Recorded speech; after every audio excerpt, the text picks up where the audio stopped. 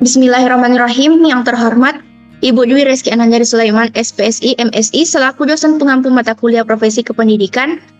Assalamualaikum warahmatullahi wabarakatuh.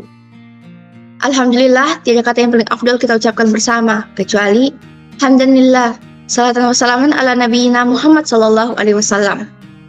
Karena berkat beliaulah kita diberikan umur yang panjang dan petunjuk, sehingga kita masih sempat hadir di room virtual seperti saat ini.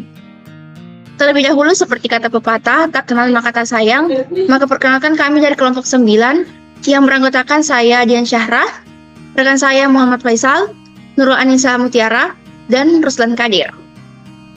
Adapun pokok-pokok pembahasan yang akan dibahas pada presentasi pada kali ini yaitu pertama, konsep penilaian kinerja guru, model penilaian kinerja guru, instrumen penilaian kinerja guru, kriteria instrumen PKG, prosedur pelaksanaan PKG, dan yang terakhir yaitu masalah serta solusi dalam PKG. Baik, untuk mempersingkat waktu, saya persilakan kepada pemateri pertama untuk memaparkan materinya. Oke, baik, materi yang pertama yaitu konsep penilaian kinerja guru. Nah, penilaian kinerja guru atau PK guru merupakan salah satu upaya dalam melaksanakan tugas dan fungsi yang melekat pada jabatan fungsional guru yang dilaksanakan sesuai dengan aturan yang berlaku untuk menjamin terjadinya proses pembelajaran yang berkualitas di semua jenjang pendidikan.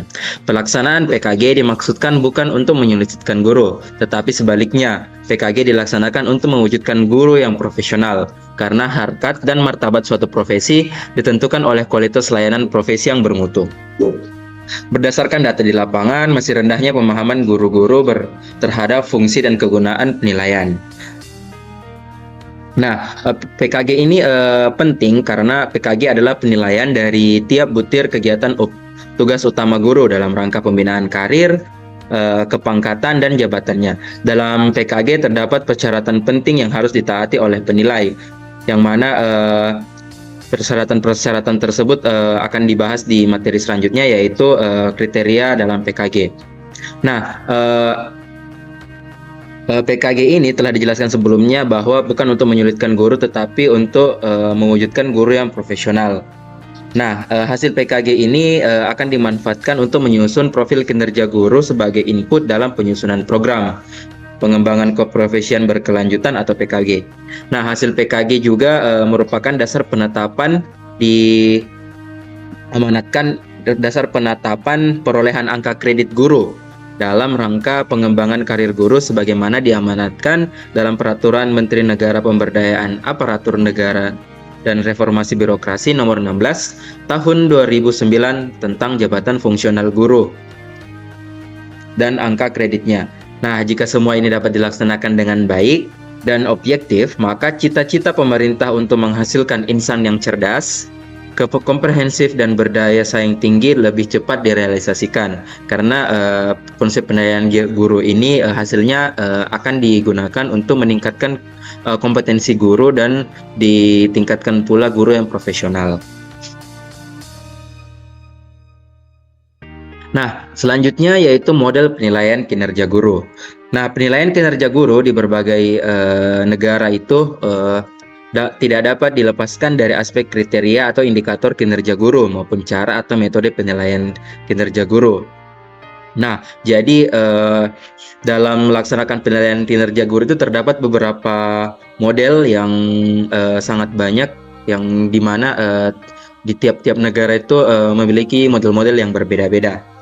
Nah, berdasarkan data yang diambil dari berbagai sumber seperti buku dan artikel jurnal, terdapat beberapa model kinerja guru terutama di berbagai negara bagian yang ada di Amerika Serikat. Nah, yang pertama yaitu Alamo Heights Independent School District Teacher Appraisal Process yang ada di Texas. Nah, kriteria kinerja guru di Texas ini dibagi menjadi 7 domain. Yang pertama itu domain 1, aktif, partisipasi siswa yang berhasil dalam proses pembelajaran. Kemudian domain kedua, instruksi berpusat pada siswa. Kemudian evaluasi dan umpan balik tentang perkembangan siswa. Selanjutnya domain 4, manajemen disiplin siswa, strategi pembelajaran, waktu dan materi pembelajaran. Kemudian komunikasi profesional, pengembangan profesional, kepatuhan terhadap kebijakan, prosedur operasi, dan persyaratan. Dan yang terakhir ya domain 7, peningkatan kinerja akademik semua siswa di sekolah. Nah, metode yang digunakan dalam model ini adalah melalui observasi dan data dokumentasi dari setiap domain yang sedang dan telah dilaksanakan oleh guru. Apabila seluruh domain tersebut dilaksanakan dengan baik oleh setiap guru dalam proses pembelajaran, berarti kinerja guru tersebut sesuai dengan standar mereka. Nah, kemudian yang kedua di daerah Beaufort, yaitu the Beaufort County Public Schools Teacher Performance Evaluation. Nah, adapun kriteria kinerja guru di metode ini terbagi atas 7 standar. Yang pertama perencanaan berbasis data, kemudian penyampaian instruksi, ketiga asesmen, keempat lingkungan belajar, kelima komunikasi, keenam profesionalisme, dan yang terakhir prestasi siswa.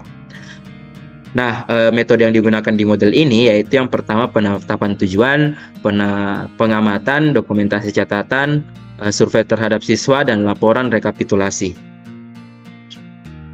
Nah, selanjutnya yang ketiga yaitu model Calhoun County School District Instructional Performance Appraisal System Guidelines yang ada di negara bagian Calhoun. Nah, adapun kriteria kinerja guru yang digunakan yaitu kinerja siswa, kemampuan untuk menegakkan disiplin yang tepat, pengetahuan wilayah jurusan, kemampuan perencanaan dan memberikan instruksi termasuk penggunaan teknologi, kemudian kemampuan untuk mengevaluasi kebutuhan instruksional, kemampuan untuk membangun dan mempertahankan hubungan kolaboratif positif dengan keluarga siswa, dan kompetensi profesional lain yang ditentukan oleh Dewan Negara Bagian Pendidikan. Nah, pada model penilaian kinerja guru di sini tidak digunakan metode yang spesifik untuk penilaiannya. Nah, kemudian yang keempat, performance assessment di negara bagian Colorado. Nah, kriteria kinerja yang digunakan itu terbagi atas 6. Yang pertama perencanaan guru, kemudian perilaku pengajaran, ketiga pengembangan pribadi dan profesional, penilaian, komunikasi, dan tujuan pembelajaran siswa. Nah, sama dengan model yang ketiga tadi, pada model ini tidak ditemukan metode yang spesifik. Nah, selanjutnya yang kelima yaitu Teacher Performance Appraisal System yang ada di negara England. Nah, adapun kriteria kinerja guru yang digunakan yaitu ada kurang lebih 8. Yang pertama manajemen alokasi waktu pembelajaran, manajemen siswa perilaku, pelaksanaan pembelajaran, monitoring pembelajaran, umpan balik dari pembelajaran, memfasilitasi pembelajaran, berinteraksi dalam lingkungan pendidikan, dan melakukan tugas non-instruksional. Nah, sama juga pada model ini tidak digunakan metode yang spesifik. Nah, yang terakhir yang keenam yaitu Performance Assessment and Evaluation, ya, ada di negara Fairfax County Public School. Nah, adapun kriteria kinerja guru yang digunakan yaitu ada 5 kriteria. Yang pertama perencanaan dan penilaian, kedua pengajaran, ketiga lingkungan belajar, keempat hubungan manusia dan keterampilan komunikasi, dan yang terakhir profesionalisme. Nah, untuk model ini menggunakan metode penilaian yaitu gambaran umum proses, evaluasi diri guru, rapat evaluasi diri, observasi kelas oleh evaluator, rapat penilaian pertengahan tahun, pengumpulan data tambahan dengan umpan balik tertulis, evaluasi akhir, dan rapat evaluasi akhir. Nah, jadi model penilaian kinerja guru itu ada 6 di negara bagian yang ada di Amerika Serikat. Nah, model penilaian kinerja guru ini kurang lebih juga dipakai di Indonesia. Ada beberapa poin yang dipakai juga di Indonesia. Jadi kurang lebih dia digabung. Baik, selanjutnya adalah instrumen penilaian kinerja guru. Yang pertama, adapun pengertian dari instrumen penilaian, yaitu instrumen merupakan alat bantu untuk mengumpulkan data atau informasi. Evaluasi adalah kegiatan untuk mengumpulkan informasi tentang bekerjanya sesuatu. Dan selanjutnya informasi tersebut akan digunakan untuk menentukan alternatif yang tepat untuk mengambil keputusan. Jadi, instrumen penilaian adalah alat atau sarana yang digunakan untuk mengukur, evaluasi atau mengumpulkan data tentang perilaku, pengetahuan, keterampilan, atau atribut tertentu dari individu atau objek yang sedang dinilai. Instrumen penilaian digunakan dalam berbagai konteks, termasuk pendidikan, penelitian, bisnis, dan berbagai bidang lainnya. Tujuan utama dari instrumen penilaian adalah untuk mendapatkan informasi yang objektif dan dapat diukur tentang sesuatu yang sedang dinilai. Berdasarkan pengertian instrumen dan evaluasi tersebut, maka instrumen penilaian dapat disebut sebagai alat penilaian atau alat evaluasi yang digunakan untuk mengumpulkan data atau informasi. Berdasarkan lampiran Pemdikbud nomor 66 tahun 2013 tentang standar penilaian, instrumen penilaian harus memenuhi persyaratan. Yang pertama, substansi yang mempresentasikan kompetensi yang dinilai. Yang kedua, konstruksi yang memenuhi persyaratan teknis sesuai dengan bentuk instrumen yang digunakan. Penggunaan bahasa yang baik dan benar serta komunikatif sesuai dengan tingkat perkembangan peserta didik. Nah, selanjutnya macam-macam instrumen penilaian. Dalam pendidikan terdapat bermacam-macam instrumen atau alat evaluasi yang dapat digunakan yang dapat dipergunakan untuk menilai proses dan hasil pendidikan yang telah dilakukan. Nah, yang pertama, instrumen tertulis.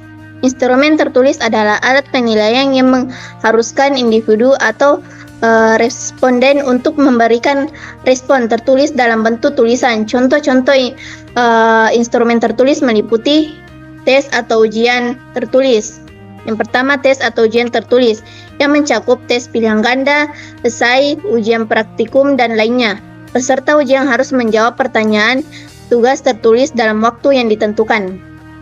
Yang kedua, survei atau questionnaire merupakan daftar pertanyaan yang harus diisi oleh responden dalam bentuk tertulis. Survei dapat digunakan untuk mengumpulkan data tentang pendapat, preferensi, atau perilaku seseorang. Yang terakhir yaitu lembar observasi tertulis. Dalam konteks pendidikan atau penelitian, instrumen tertulis juga dapat berupa lembar observasi yang digunakan untuk mencatat perilaku atau kejadian tertentu selama observasi. Nah, yang kedua, instrumen tidak tertulis. Instrumen tidak tertulis adalah alat penilaian yang tidak memerlukan respon tertulis dalam bentuk tulisan. Jenis instrumen ini lebih berfokus pada pengamatan langsung atau komunikasi verbal. Contoh yang pertama yaitu wawancara. Di sini penilaian berkomunikasi langsung dengan individu yang dinilai dan mencatat respon mereka secara lisan. Wawancara struktural menggunakan pertanyaan yang telah dipersiapkan sebelumnya atau non struktural yang lebih bebas. Yang kedua, lembar penilaian atau checklist. Meskipun dapat berbentuk tertulis, lembar penilaian atau checklist juga dapat digunakan secara tidak tertulis jika penilaian mengamati perilaku atau keadaan dan memberikan tanda centang atau mencatat secara verbal tanpa menyuruh individu untuk memberikan respon tertulis.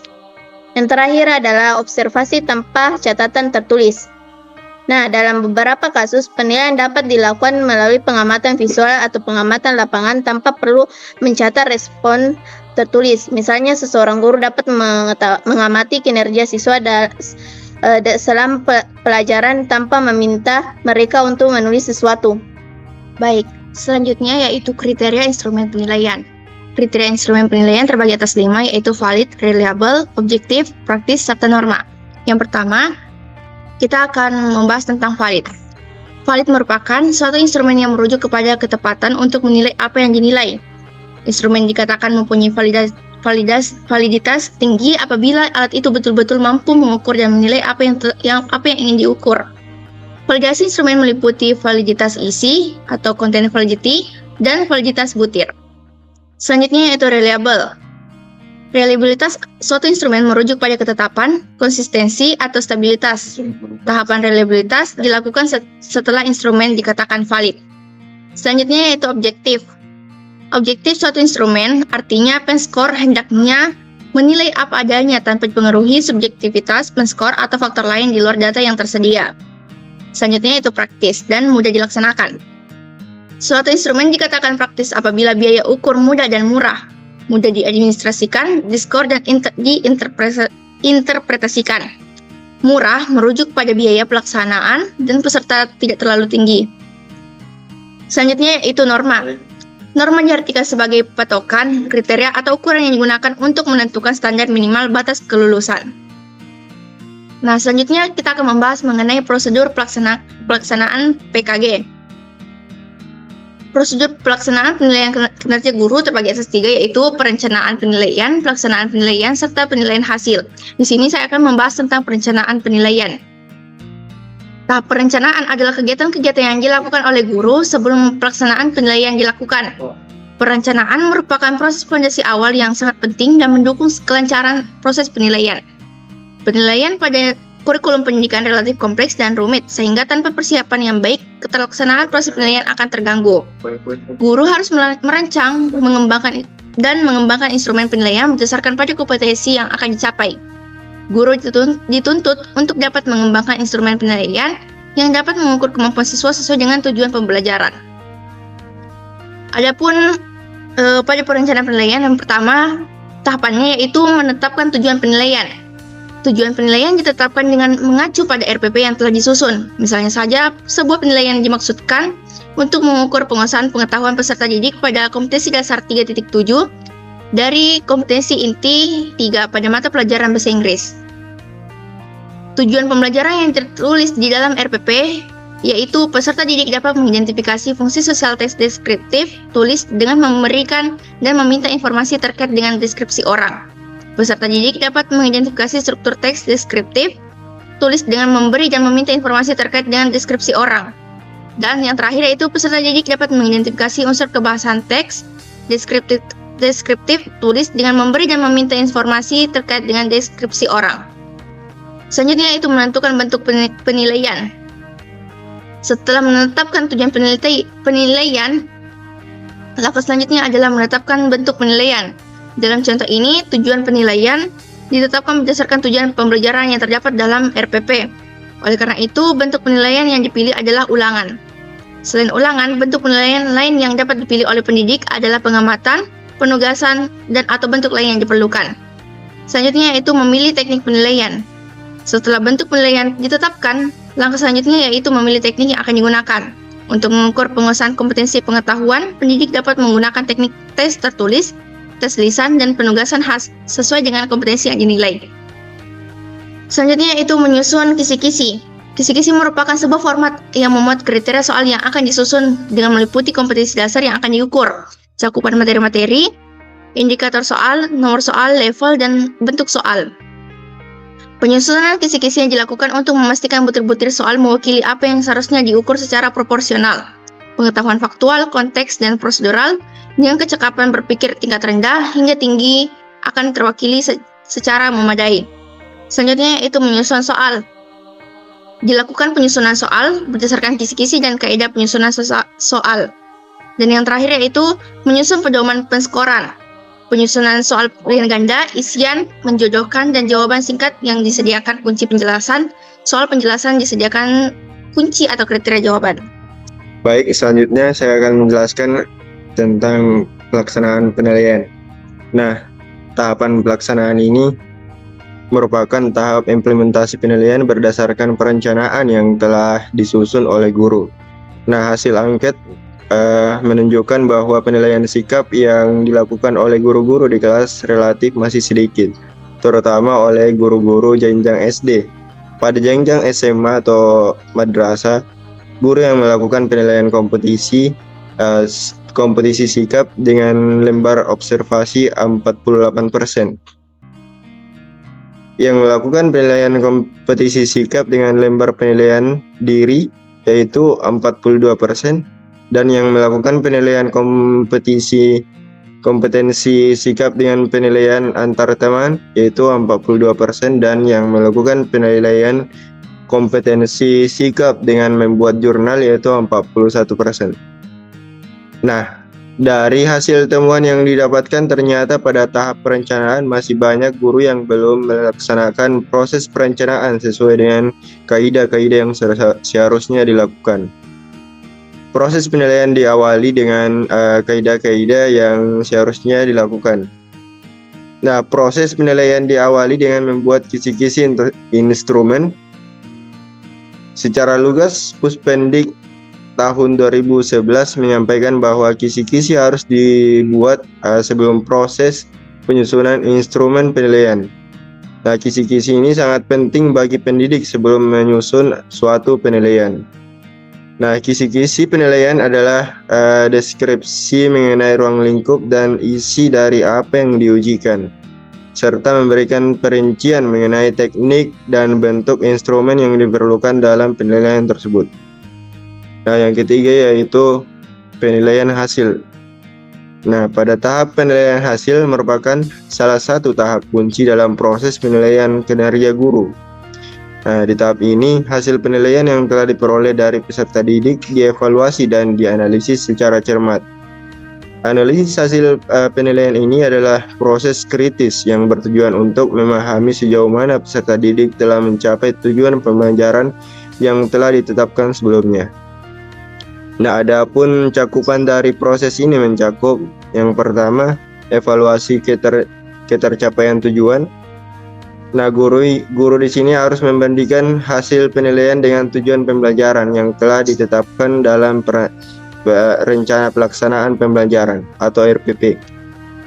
Ini melibatkan perbandingan antara apa saja yang seharusnya dicapai oleh peserta didik dengan apa yang sebenarnya telah dicapai.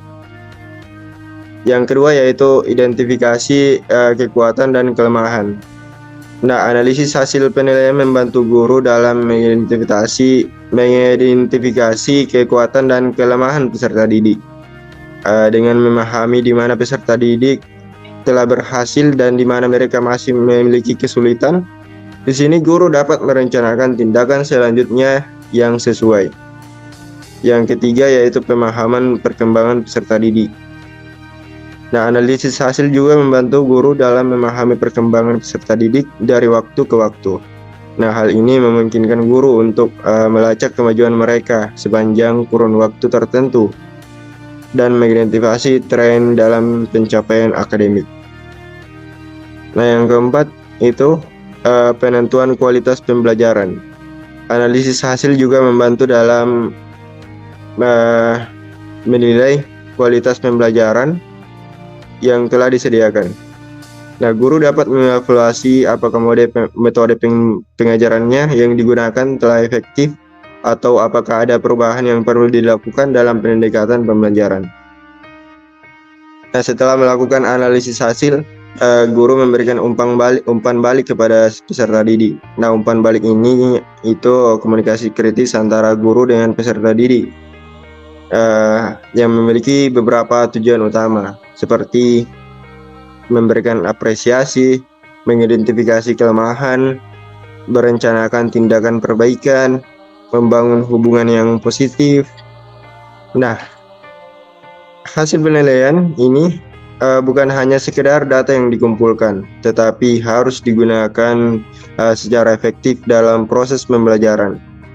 Nah, beberapa cara penggunaan hasil penilaian meliputi seperti perbaikan pembelajaran. Nah, hasil penilaian digunakan ini untuk merancang ulang pengajaran agar lebih efektif. Bisa juga dengan yang kedua yaitu pengambilan keputusan. Nah, hasil penilaian dapat digunakan dalam pengambilan keputusan seperti menentukan apakah peserta didik ini siap untuk melanjutkan ke materi berikutnya atau memerlukan bantuan tambahan. Yang ketiga yaitu pelaporan kepada stakeholder. Nah, penilaian hasil ini juga dapat digunakan untuk memberikan laporan kepada pihak-pihak yang berkepentingan, termasuk orang tua, administrator sekolah. Nah, ini membantu menjaga transparansi dan akuntabilitas pendidikan. Nah, yang keempat atau yang terakhir yaitu evaluasi program pembelajaran. Nah, hasil penelitian ini dapat digunakan untuk mengevaluasi efektivitas program pembelajaran secara keseluruhan. Nah, ini membantu dalam meningkatkan kurikulum dan metode pengajaran. Nah, dari keseluruhan yang tadi, tahap penilaian hasil adalah langkah penting dalam siklus pembelajaran dan memainkan peran utama dalam meningkatkan kualitas pendidikan. Nah, dengan menganalisis hasil, memberikan umpan balik, dan juga menggunakan hasil penilaian secara bijak, guru dapat membantu peserta didik mencapai potensi mereka dan merancang pengalaman pembelajaran yang lebih efektif. Baik, selanjutnya penilaian kinerja guru dan sanksi. Penilaian kinerja guru dan pemberian sanksi adalah bagian penting dalam upaya meningkatkan kualitas pendidikan. Ini melibatkan proses penilaian terhadap kinerja guru untuk memastikan bahwa mereka memenuhi standar yang telah ditetapkan, serta memberikan sanksi yang diperlukan. Yang pertama adalah konsekuensi hasil penilaian, yaitu ada pengangkutan prestasi. Hasil penilaian yang positif dapat memberikan pengakuan atas prestasi dan upaya guru dalam meningkatkan mutu pendidikan. Ini dapat memberikan dorongan motivasi untuk terus berkembang. Yang kedua, identifikasi kebutuhan perbaikan. Hasil penilaian yang menunjukkan area kelemahan atau ketidaksesuaian dengan standar dapat membantu guru mengidentifikasi area yang perlu diperbaiki. Yang ketiga, pengembangan profesional. Penilaian yang konstruktif dapat digunakan sebagai dasar untuk merancang program pengembangan profesional yang sesuai dengan guru, membantu mereka meningkatkan keterampilan dan pengetahuan mereka. Yang terakhir, penentuan tindakan selanjutnya. Hasil penilaian dapat digunakan untuk menentukan tindakan selanjutnya, termasuk pemberian sanksi jika diperlukan atau pencatatan jika kinerja guru tidak memenuhi standar yang ditetapkan. Yang kedua, jenis-jenis sanksi yang dapat diberikan. Peningkatan survei, yaitu guru yang mendapatkan penilaian rendah dapat diberikan survei tambahan untuk membantu mereka memperbaiki kinerja mereka. Yang kedua, pelatihan dan pengembangan. Sanksi dapat berupa kewajiban untuk mengikuti pelatihan atau program pengembangan profesional tertentu agar bisa memenuhi standar yang ditetapkan. Ketiga, pemotongan gaji. Dalam beberapa kasus, sanksi dapat berupa pemotongan gaji atau pengurangan tunjangan jika kinerja guru tidak memadai. Yang terakhir, pemindahan atau pemecatan. Guru yang secara konsisten tidak memenuhi standar atau tidak dapat memperbaiki kinerja mereka dapat diberhentikan atau dipindahkan ke posisi lain. Nah, yang terakhir adalah pentingnya pendekatan pembinaan dalam sanksi. Penting untuk memahami bahwa sanksi tidak selalu harus bersifat negatif atau positif. Pendekatan pembinaan adalah pendekatan yang lebih konstruktif yang dapat digunakan dalam pemberian sanksi. Ini melibatkan yang pertama, memberikan dukungan. Sebelum memberikan sanksi, memberikan dukungan kepada guru untuk membantu mereka memperbaiki kinerja mereka. Yang kedua, menyediakan pelatihan. Sediakan pelatihan dan bimbingan agar guru dapat meningkatkan keterampilan mereka. Yang ketiga, penilaian yang adil.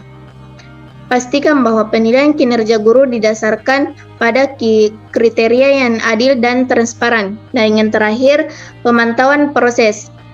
Yaitu selama periode pembinaan atau sanksi, lakukan pemantauan proses untuk melibatkan apa ada perbaikan. Pendekatan pembinaan tidak hanya lebih adil tetapi juga dapat menyelesaikan perbaikan yang lebih baik dalam kinerja guru daripada pendekatan yang hanya bersifat hukum. Baik, materi selanjutnya yaitu masalah dan solusi dalam penilaian kinerja guru. Nah, terdapat 6 masalah yang timbul dari pelaksanaan penilaian kinerja guru secara garis besar yang dapat dirumuskan dalam 6 poin. Nah, yang pertama yaitu masalah kepemimpinan kepala sekolah sebagai supervisor. Nah, kepala sekolah sebagian besar tidak siap menjadi penilai karena pengetahuan yang kurang akan hal tersebut dan waktu yang sangat sedikit karena kebanyakan rapat dan tugas lain. Nah, solusi atas masalah tersebut adalah administrasi guru dan sekolah harus secara profesional dan mengingatkan kembali tentang pentingnya supervisi kelas yang terjadwal dengan berkala. Nah, pengawas dalam hal ini perlu berdiskusi dan saling berbagi teknis melaksanakan, dikarenakan dengan terlalu banyak waktu untuk rapat dan hal-hal yang kurang berhubungan dengan proses pembelajaran. Nah, kepala sekolah harus senantiasa diingatkan oleh pengawas bahwa kepala sekolah juga merupakan supervisor di sekolah yang dia pimpin. Maka untuk itu supervisi kelas harus dilakukan. Nah, yang kedua yaitu kurangnya pemahaman buku pedoman penilaian kinerja guru. Nah, kepala sekolah dan guru itu cenderung kurang memahami indikator kerja yang sesuai dengan buku pedoman penilaian kinerja guru. Nah, sebelumnya kepala sekolah beserta perangkatnya dianjurkan untuk membaca dan membuat tanda-tanda pada poin yang ragu-ragu atau tidak paham atau indikator yang perlu instrumen tambahan, karena kepala sekolah adalah guru biasa yang diberi tugas tambahan. Untuk itu sebenarnya kepala sekolah sudah memiliki pengetahuan untuk keterampilan guru yang profesional dan pasti mengetahui indikator tersebut. Oleh karena itu kepala sekolah harus mampu menyesuaikan diri atas perkembangan zaman, mengingat kedudukan kepala sekolah sebagai supervisor merupakan posisi strategis dan penting yang dapat dijadikan modal dalam upaya meningkatkan kemampuan profesional guru. Nah, yang ketiga yaitu kurang lengkapnya bukti fisik perangkat pembelajaran. Nah, guru itu kurang lengkap dalam memiliki bukti fisik perangkat pembelajaran yang harus dimiliki pada tahap perencanaan persiapan belajar mengajar, yang seperti kalender pendidikan, program tahunan, program semester ganjil, semester genap, silabus, rencana pembelajaran, RPP, materi ajar, lembar aktivitas siswa yang bagus dan tidak asal-asalan, dan juga dokumen analisis evaluasi hasil belajar siswa. Nah, guru sebaiknya mempersiapkan perangkat-perangkat pembelajaran tersebut, karena dengan mempersiapkan perangkat pembelajaran tersebut, guru dapat menjalankan kelas dengan baik, sehingga guru juga mengetahui bagaimana menjalankan kelas-kelas sesuai dengan program dan kalender pendidikan yang telah dipersiapkan sebelumnya. Nah, kemudian yang keempat, guru tidak menggunakan RPP atau rencana pelaksanaan pembelajaran. Nah, guru dalam beberapa kasus mengajar tidak menggunakan RPP yang sudah didesain selama persiapan belajar mengajar, disebabkan ketidaktahuan akan manfaat dan tujuan yang tertuang dalam RPP, atau bahkan mereka hanya mendownload dari internet dan tidak menggunakannya. Nah, guru harus fokus pada indikator yang tertuang dalam RPP. Nah, menandakan setiap poin penting yang ada dalam RPP, khususnya pada indikator yang harus dicapai. Nah, solusi yang dapat diberikan itu, solusi yang dapat diberikan yaitu guru perlu belajar tentang berbagai pendekatan, strategi, model, metode, dan teknik pembelajaran yang sesuai dengan materi. Selain itu, pengawas juga perlu mendorong penggunaan media dalam pembelajaran, termasuk menggunakan teknologi seperti Android, asalkan ada pengawasan yang baik. Kemudian juga guru perlu menggunakan model pembelajaran yang aktif dan memanfaatkan media sosial sebagai sumber belajar. Nah, jadi RPP ini sangat penting dalam menjalankan sebuah proses pembelajaran, karena dengan RPP kita dapat membuat kelas yang lebih terstruktur. Nah, kemudian yang kelima, tidak mendesain media pembelajaran. Nah, masalah guru pada proses pembelajaran mengajar itu cenderung tidak menggunakan media pembelajaran karena ketidakkreatifannya atau malas, atau bahkan kurangnya fasilitas pendukung di sekolah. Nah, solusi atas masalah tersebut sebaiknya guru kembali membaca buku pedoman penilaian kinerja guru, kemudian juga tentang pendekatan strategi, model pembelajaran, metode atau taktik atau bahkan teknik yang sesuai dengan materi, yang disesuaikan dengan media yang mudah dan sesuai. Nah, pengawas juga perlu memberikan pencerahan pada pihak yayasan, kepala sekolah, dan guru agar mengizinkan menggunakan Android selama pembelajaran dengan pengawasan tingkat tinggi dan manajemen kelas yang baik. Nah, kemudian yang terakhir yaitu kekurang pahaman guru tentang aplikasi. Nah, guru ini dalam beberapa kasus memiliki kelemahan dalam hal melakukan analisis hasil evaluasi hasil belajar siswa. Nah, lemah dalam hal analisis karena sebelumnya tidak dituntut oleh pihak pemerintah, yayasan, atau orang tua peserta didik. Semakin meningkatnya teknologi masa sekarang ini, sudah banyak aplikasi di internet, namun bila pengawas tidak menyarankan mereka, maka cenderung vakum. Maka pengawas perlu mendorong menggunakan aplikasi di mana aplikasi tersebut sudah mudah di-download. Nah, pengawas juga perlu terus mendorong para operator sekolah untuk bekerja secara maksimum. Nah, jadi secara umum masalah dalam PKG itu terletak pada ketidakpahaman, ketidakmampuan, dan rasa malas yang dimiliki oleh kepala sekolah dan juga guru. Nah, solusi yang paling umum yang dapat diberikan adalah memahami kembali bagaimana pedoman penilaian kinerja guru dan bagaimana manfaat yang dapat didapatkan dari hasil evaluasi penilaian kinerja guru. Baik, itu saja yang dapat saya jelaskan. Selanjutnya adalah penarikan kesimpulan.